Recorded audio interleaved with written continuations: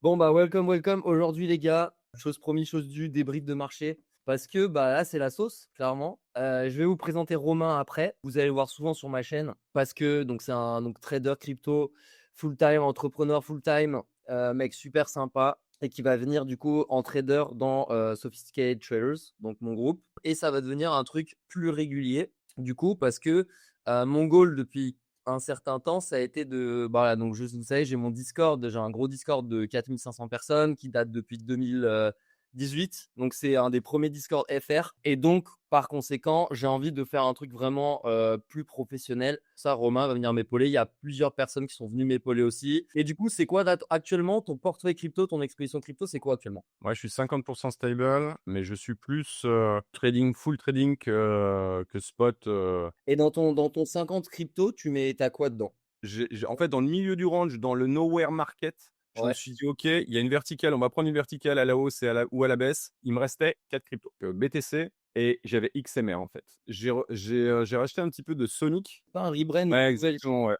FTM ou je sais pas. FTM, ouais, tout à fait, ouais, de Fantôme, ouais, tout à fait, ouais. Mais alors attention, hein, là aujourd'hui Sonic, c'est 1%. J'ai déchargé Sui, au fur et à mesure. Il me reste un tout petit bag et j'ai déchargé, voilà. J'avais acheté, bah, au niveau de ton pop là, tu vois? Enfin un peu plus, ouais. Alors celui, faut qu'on en parle. Alors ça, c'est un truc de ouf. Il a giga pump. Il y a plein de gens, genre, je pense notamment à Ice Capital qui a commencé à en parler de malade. Ouais, tu Il a commencé à dire ouais, j'ai une énorme position dans celui. Je crois qu'il avait commencé à tweeter peut-être par ici, je crois, dans cette zone. Il avait dit qu'il avait DCA up dans cette zone-là. Et franchement, ça, c'est le genre de trade que je ne comprends pas. Mais d'un point de vue métriques, etc., celui n'avait littéralement aucune activité. Le on-chain, il est à chier. Il y a littéralement, c'est une ghost chain, genre. Personne n'utilise. Et pourtant, c'est des trucs qui explosent. Et ça, c'est un truc en crypto, je ne comprendrais pas. Genre, pour moi, je ne pourrais jamais acheter un token comme ça et avoir une théorie d'investissement derrière. C'est pas parce que c'est un mauvais altcoin ou c'est une mauvaise crypto, une mauvaise action, peu importe. C'est juste que perso, j'ai pas pris suffisamment de temps de rechercher, de me créer une théorie. Voilà. Donc du coup, Romain, ouais, donc 50% crypto, 50% stable. Bah moi, j'ai envie de dire que c'est quasiment pareil pour moi. Donc je suis à 60-40. Donc j'ai offload une grosse partie en gros à 30%, à environ 104 000, entre 103 000 et 105 000 je ça. Donc franchement, pixel perfect, ça j'ai rien à dire. Le seul truc que j'ai à dire, c'est que j'aurais dû vendre plus, évidemment. Voilà, ça j'ai pareil, j'avais call sur Twitter, call sur Discord, call partout, donc full transparent à ce propos-là. Pour moi, le marché tenait à un truc qui était la stratégique Bitcoin Reserve, donc la SBR. Dans les actions de Trump, on se rendait compte que c'était pas du tout sa priorité. Ok. Et aussi, il y a un truc qui était très important, c'est que la SBR, si vous renseignez un petit peu de comment ça fonctionne, la loi américaine, etc., c'est bien plus compliqué en fait. C'est-à-dire que Trump, le marché, il pensait trop que Trump, il pouvait signer un executive order et dire OK, maintenant on a une SBR, on va investir, on va acheter 1 million de Bitcoin et c'est parti. Et ça, c'était une utopie de fou malade. C'est un processus qui allait prendre au moins un an. C'est-à-dire que avant de pouvoir mettre du Bitcoin sur la balance sheet des États-Unis, il y a un processus qui est énorme. Il faut modifier les lois actuelles parce que actuellement, ce n'est pas possible. Genre, légalement parlant, la Fed n'a pas le droit de le faire. D'ailleurs, la Fed avait commenté aussi et qu'ils n'avaient pas envie vraiment de le faire. Bon, alors ça, c'est ça, c'est un peu Trump qui décide, on va pas se mentir. Mais par contre, c'est que légalement parlant, ils ne pouvaient pas le faire. Ok, c'est-à-dire que c'est interdit pour que ça passe. Il fallait que Trump fasse un executive order, que cet executive order soit voté après par le Congrès et par le Sénat. Et donc, avec ce postulat, bah, pour moi, le marché, il allait déchanter. Parce qu'en fait, le marché, il faut savoir que le marché, les gens laguent en fait. C'est-à-dire que le marché va perdre en prix et après, les gens vont se poser des questions. Pourquoi est-ce que le marché a perdu en prix? Ah, c'est parce que voilà, c'est pour ça, etc. Mais c'est pas la bonne démarche. Ce qu'il faut en tant qu'investisseur, c'est investisseur, trader, peu importe, c'est qu'il faut toujours être proactif et se dire, OK, là, à un instant T, on a ces infos-là, mais dans 2 mois, 3 mois, qu'est-ce qui pourrait se passer? Comment est-ce que le marché va réagir? Et donc là, je me suis dit, OK, là, les gens vont se rendre compte que la SBR, ça va pas arriver et que Trump, il est un peu en train de nous chier à la gueule, notamment avec son meme coin. J'avais mis un tweet à ce propos-là aussi. À ce moment-là, à 105 000, entre 103 et 105 000. J'étais à 30% de mon spot. J'ai rebalancé aussi mon ETH en BTC parce que j'avais 2 fois plus à ce moment-là, après avoir vendu mon spot, j'avais 2 fois plus de BTC que de TH. Du coup, j'ai vendu de l'ETH pour avoir 3 fois plus de BTC que de TH. pour que ça reflète mes convictions. Et ensuite, en termes de hype, je pense que j'ai autant de. Non, j'ai quand même moins. Mais j'ai un peu moins de hype que de TH. Mais c'est quasiment à la même value. Et après, j'ai TB beaucoup de hype via le airdrop. Merci Hyperliquid. Le sol, en fait, j'ai sell la moitié de mon sol, un peu plus, 64% de mon sol sur la première memcoin season quand on est monté à 200. Donc, j'ai vendu ici à 204. Pareil, call sur Twitter, vous pouvez retrouver les tweets. J'ai sell 204, j'ai sell 75% de mes Solana, entre 50 et 75%, je ne sais plus exactement. Pour la simple et bonne raison que, pareil, il y avait la memcoin season. Et là, en fait, il y a eu pas mal de tokens qui se lançaient en pré-sale sur Twitter. Je pense, Romain, je t'en rappelle. Et il y a un mec qui a levé 30 millions de dollars Non. sur son adresse privée. Ah si, mec, en 1 heure. Et là, j'étais en mode, non, mais les gars, si ça, c'est pas un top de marché, au moins local sur Solana, c'est nimble. Genre, pour ceux qui savent, on avait vécu la même chose sur ETH avec les NFT. C'était exactement le même délire. Et ensuite, là, ce qui m'a fait tout vendre, c'est il y a eu le lancement de Baume et en 24 heures, le token a fait 1 milliard de market cap. Genre, il y a plein de boîtes que vous utilisez tous les jours qui n'ont pas 1 milliard de market cap. Genre, je vais probablement racheter du sol, mais juste qu'il faut que je le rachète au bon prix. Bon, j'avoue que là, maintenant, c'est des prix qui commencent à m'intéresser. Le seul truc, c'est que par rapport à mon exposition et mes croyances sur le cycle aujourd'hui, ce qui est important, c'est de ne pas se précipiter en fait. Pour moi, BTC va slow bleed / range entre 94K et 70K sur les prochains mois. Pour le moment, est-ce que je prévois de racheter? Donc non, je ne prévois pas de racheter. D'accord, j'ai envie d'attendre qu'il y ait des avancées sur la stratégie Bitcoin Reserve, donc la SBR. Par contre, je scalpe beaucoup. Je suis très actif en scalping pour la simple et bonne raison que quand il y a beaucoup de volatilité comme ça, bah, c'est un pur bonheur à scalper. Donc voilà. Donc là, ça pour mon portefeuille. Si je devais investir en spot actuellement, moyen terme, moi, je serais confortable sur ETH dans les 1800.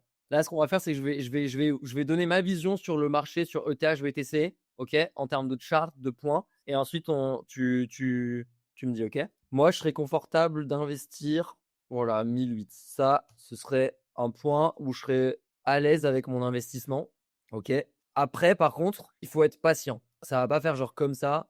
Si je devais privilégier un scénario sur ETH, je dirais que bon, peut-être on va faire le truc là, point barre. Moi, je pense que voilà, ça va plutôt genre slow grind et venir taper là. Et je pense que surtout, ça va prendre du temps. Moi, je partirais vraiment sur un truc long là, genre 260 jours. Et après la target, du coup, moi, ce serait du coup dans les 6002. Pourquoi tu penses pourquoi 6002? ETH, je pense qu'en termes de tech, en termes de plein de choses, c'est un des tops, c'est le top altcoin. Même s'il va être concurrencé de plus en plus sur les L1, on voit que toute l'activité en termes de dev, etc., elle se fait quand même sur ETH. Bon, ETH Sol, du coup. Il y a potentiellement Hyperliquid qui va commencer à gratter de la market share sur le long terme aussi. Ça, c'est ce que je pense.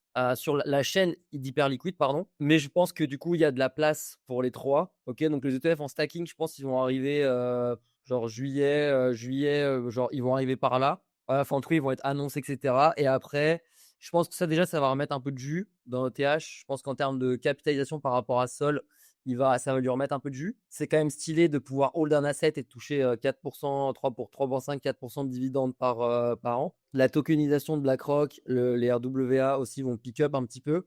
Parce qu'en gros, ce qu'il faut savoir, c'est qu'il y a une latence entre ce qui est annoncé et ce qui sort vraiment. Parce que, en fait, la hype va beaucoup plus vite que la technologie en elle-même. Et donc, BlackRock, ils sont extrêmement intéressés, ils l'ont dit à maintes reprises, pour tokeniser des assets, donc notamment des assets, que ce soit de l'immobilier, que ce soit du stock, etc. Donc, ils vont 100% le faire. Ils ont également exprimé leur envie de le faire via Ethereum. Mais par contre, ce qu'il faut garder en tête, c'est que ça va prendre énormément de temps. Pour moi, il n'y a aucune raison de faire comme ça. Ceux qui vous disent qu'on va faire comme ça, ou qu'il y a des. Enfin, peu importe qu'il y a de la manipulation des whales et tout, vous vous désabonnez et vous arrêtez de les suivre. Donc, ça, c'est ETH. Ensuite, BTC. BTC, donc, il a clairement une trend haussière. Bon, il y a clairement une trend, hein. Trend weekly, trend daily, ce que vous voulez. Juste pour vous expliquer mon billet, c'est important de comprendre le contexte passé pour pouvoir, on va dire, parler d'analyse future, pas de prédiction, genre de réaction sur ce qui. Donc, ici, on a eu le premier engouement, la première discovery institutionnelle du Bitcoin. On a eu du coup GBTC, d'ailleurs, donc qui était le fonds de Grayscale. Il y a eu Tesla qui a acheté du Bitcoin. là, on a eu un pic du coup de retail, ok, explosion all season ici, grosse all season, voilà. Donc ça, c'était la plus grosse all season jamais connue, tout simplement parce que en fait, en 2017, donc là, on a eu les early, la bulle des early adopters. Donc là, en fait, ce qui se passe ici, c'est que une grosse partie des retail, ok, à ce moment-là, si ils ont entendu, c'est la première fois qu'ils ont entendu parler de Bitcoin, mais ils en ont jamais acheté. Là, ils en entendent de nouveau parler et là, ils achètent. Ok.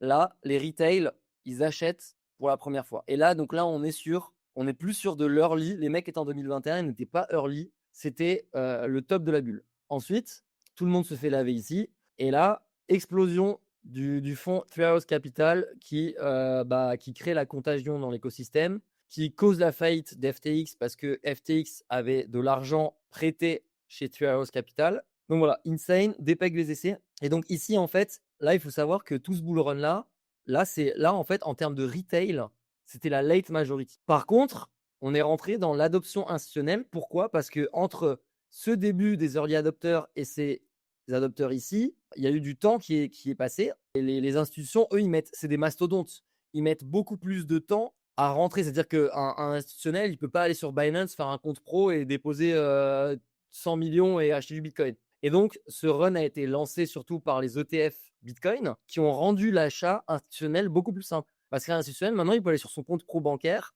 son fonds d'investissement, n'importe quoi, acheter du Bitcoin.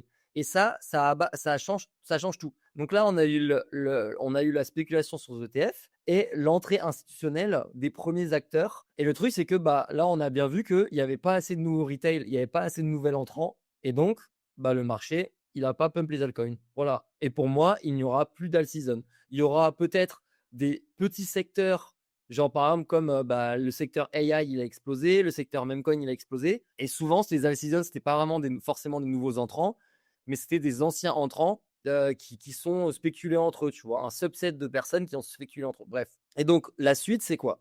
Moi, je pense que en termes de price action sur le long terme, si on devrait, franchement, si on devrait garder une hausse, il n'y a aucun monde où on redescend ici. Moi, donc, ce que je dirais, c'est que on va pas repump fort. Je pense qu'à la limite, si on remonte ici, c'est déjà pas mal en daily. Donc, si on remonte dans les 90K, c'est déjà un bon spot ici. Je ne vois pas repump plus sur le court terme. Je pense du coup qu'on va genre stagner ici. Faut prendre son temps avant de racheter. Sur du court terme, au maximum de chez maximum, le bottom il devrait être dans les 60, 17K, un truc comme ça. Ok, je pense qu'on va front run ce spot ici. Mais en termes de macro, je pense pas qu'on baisse, on enfonce plus que 77K, etc. pour le moment. Je pense qu'en termes de time frame, on serait faudrait attendre un petit peu. Je pense qu'il y aura de la consolidation. C'est une obligation, de la consul on peut pas avoir des verticales, à la baisse et à la hausse en one shot. C'est en fait, le marché tient pas, donc autant que ça consolide et qu'on ait une pump qui soit une vraie pump avec une vraie base de solide, sous les pieds, Voilà. quoi. Là, il faut se poser la question de maintenant, qu'est-ce qu'on a par rapport à avant? Là, il faut se dire qu'on a la régulation qui est dans notre sens. On a le gouvernement le plus puissant au monde qui veut acheter 1 million de bitcoin. Ça sera fait d'ici 3 ans, 2 ans, 1 an, peu importe, on ne sait pas. Mais ça va être fait. Et on a un président qui est giga pro crypto, qui lance sa crypto, voilà, une régulation pro crypto, etc. Donc, c'est un changement de paradigme qui est énormissime par rapport à ici. Et donc, ça veut dire que si on revient visiter cet endroit-là, ça veut dire qu'en termes de prix, on a un excellent prix en fait. On a un excellent prix d'entrée. Et ça, c'est méga important à garder en tête. Pour moi, on a une belle tendance, clairement qui est haussière. Mais je pense que le marché, maintenant, lui a fait des promesses. Et maintenant, le marché, il attend de voir si on va tenir ses promesses. Et pour terminer sur mon idée, si je vous mets de l'or, par exemple, donc je vous mets du gold, le premier ETF sur le gold a été lancé ici en 2004. Alors, je ne saurais plus vous dire quel ETF c'était, mais c'était du up only après. Et pour moi, Bitcoin va faire plus ou moins pareil, sauf que bon, c'est un peu plus volatile parce que c'est des cryptos. Quand je dis up only, c'est-à-dire qu'on va pas enclencher de vrai bear market. Ok, bon voilà, bon j'ai beaucoup parlé maintenant. J'ai hâte d'avoir ton avis du coup, Romain, sur toi, ce que tu penses en termes de marché overall. Il y a un truc intéressant sur la peur, c'est que on vend quand le marché est greedy et puis, on achète quand, les gens commencent à plus en pouvoir, quoi. J'ai envie de te dire, le principal, le seul objectif, c'est la survie. C'est de survivre, c'est d'avoir du capital pour jouer encore et encore, pour que, à la fin du dip, eh bien, tu aies encore des ronds et que tu puisses jouer un play qui te fasse gagner de l'argent, quoi. Donc quand tu as un Picsou ici qui commence à dire: «Ouais, je me barre» et puis, que tu as des mecs qui l'insultent, tout ce qu'ils Ouais, peuvent, c'est tout ce qu'ils peuvent, insane. Ouais. c'était complètement dingue et je me suis dit: «OK, là, on a un Picsou qui se barre, le mec se fait insulter, on est toujours à 50 dans le Fear and Greed Index». Donc c'est-à-dire qu'en fait, tu as un neutral où les mecs sont explosés parce qu'ils ont des alts à -60, -70 et donc j'ai dit: «OK, on est prêt pour un dump ou un pump». Pour moi, effectivement, je suis raccord avec toi, c'est qu'on a besoin en fait de structurer ici pour pouvoir repartir. On ne fera pas pas, pas. On est obligé de passer des semaines à ne rien faire pour pumper. On est obligé de passer des semaines en running flat pour pumper. C'est une obligation. Donc, lors des derniers lives, des 3-4 derniers lives, j'avais proposé 2 choses. Un premier, bah, ça tient et puis on repart, donc celui-là, on dégage et celui, voilà, le plus gros que j'avais proposé, c'était on comble le gap sur le CME, donc là, on est sur le CME sur les futurs. On comble le gap sur le CME. Ce qui me fait un peu chier, c'est qu'on l'a pas comblé complètement Mmh. et je le répète souvent, alors vous entendrez régulièrement cette phrase, la nature est horreur du vide et Wall Street encore plus. C'est-à-dire que s'il y a des trous à combler, clairement, les institutionnels vont toujours, toujours, toujours les combler. Ça, c'est tu as parlé de la cyclicité, j'ai préparé ça, en fait, par rapport au cycle et par rapport aux dumps qu'on pourrait avoir. Donc en moyenne, il y a des dumps qui font à peu près 30. Aujourd'hui, quel dump on a eu? On a eu celui-ci parce qu'il y a eu un excès acheteur suite aux ETF. Donc, on a eu un dump de 31 et derrière, on a un dump là qui fait 28. Et tu regardes ce qui s'est passé, les derniers cycles, je veux dire les derniers cycles, on est revenu à chaque fois sur, le 0,232 en reload zone de longue. Plus on accélérait et puis plus les dumps étaient courts. Mais le fait est qu'on avait des dumps entre 40, 30, 39, 32, 36. Alors ça, c'était en 2017, donc il y avait un petit peu moins de liquidité. Mais le fait est que là, voilà, on a une moyenne aux alentours de 26. Moi, ce dump-là, il me fait pas peur, en fait. Je suis plutôt serein. Ça liquide ce qui est à liquider. Mais dans tous les cas, sur la cyclicité, ce qu'on peut voir, je l'ai repris depuis le début. Premier dump, premier pump, premier dump, on est revenu au 0,50. On a retracé, donc je l'ai fait en jaune, parce que moi, je le calais en jaune. Là, deuxième pump, clac, on est revenu sur le 0,50. On accélère, les ETF dump à peine le 0,618. Pourquoi? Bah, parce qu'il y a de la demande. On accélère, grosse accélération.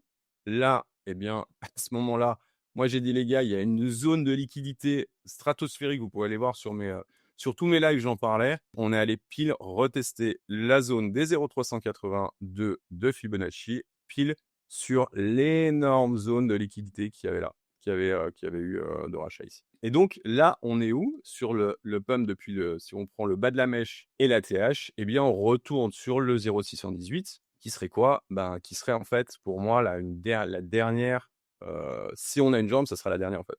On tournerait par là et on aurait une dernière jambe haussière et puis ce serait finito. Je pense qu'on serait plutôt dans ce scénario-là, quoi. Je pense qu'en fait, ça ferait quand même mal. Ça ferait toujours chier en fait de perdre ce niveau-là.